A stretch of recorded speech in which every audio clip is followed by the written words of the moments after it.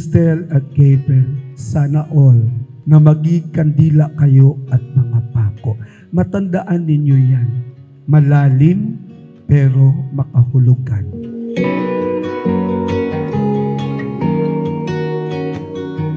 Magkaklase kami nung first year high school. Tapos sa ano yan sa parang birthday celebration, ganun. Parang first meet ko lang sa kanya, ganun. Tapos parang, sino to? Parang ganun. Parang cute, ganun. Cute ng mata. Ayun, parang after nung event na yun, or yung birthday celebration na yun, parang doon na ako nag-start, nagkaroon ng na kuhain yung number niya, ganun. Tapos yun, tinetext ko na siya, ganun. Kinakamusta, nagpapapansin, ganun.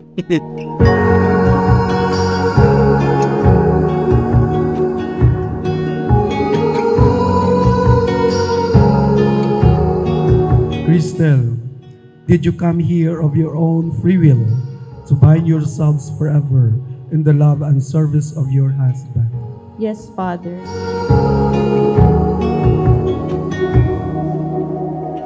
Thank you, Ma, sa lahat ng effort mo, lalo dito sa wedding, sa DIY natin lahat. Thank you, thank you. Salamat sa magulang ko dahil pinalakan nila ang maayos.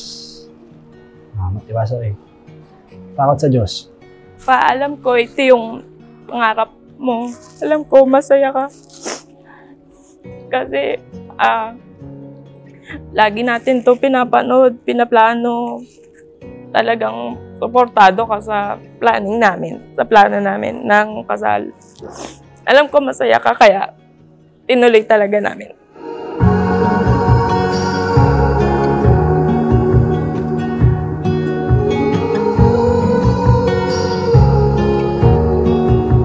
After 14 years, andito na tayo. Kakasal na tayo, yung pangarap natin, lahat ng pinaplano natin, ito na yun.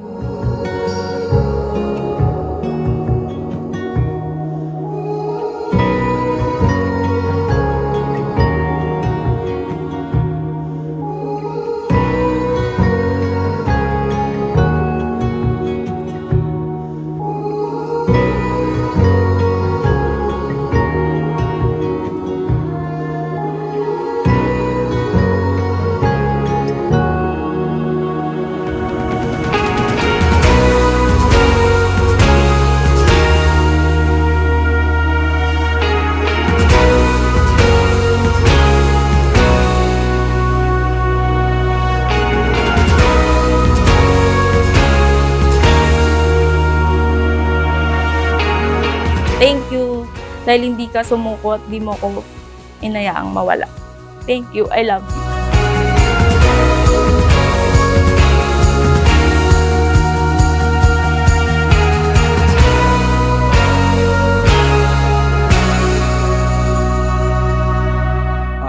First of all, gusto kong pasalamatan syempre si God para sa araw na to, syempre.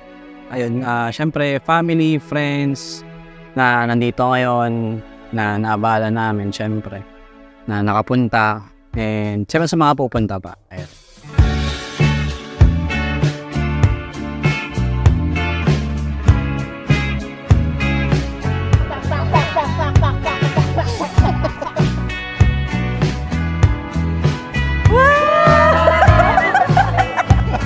Utang-tutang! Alipang! Wow! Jamie, dami mong dala. Tangay na, baka kami magpakasal dito, ha? Puro tinginan, puro lalaki to, ha? Gian. Thank you, Mayor. Uy, may iPhone, uy!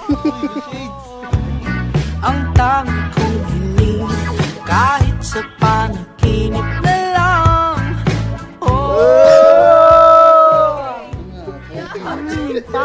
Kailangan na, yari kami sa mga asawa namin, ha? Okay, gandang umibig sa'yo.